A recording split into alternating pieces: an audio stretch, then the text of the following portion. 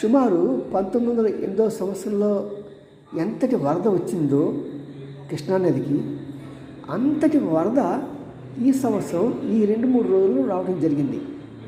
ఒక రకంగా చెప్పాలంటే ఒక 2 రోజుల్లో మనకి 30 రోజులు కురవాల్సిన వర్షం కురిసింది.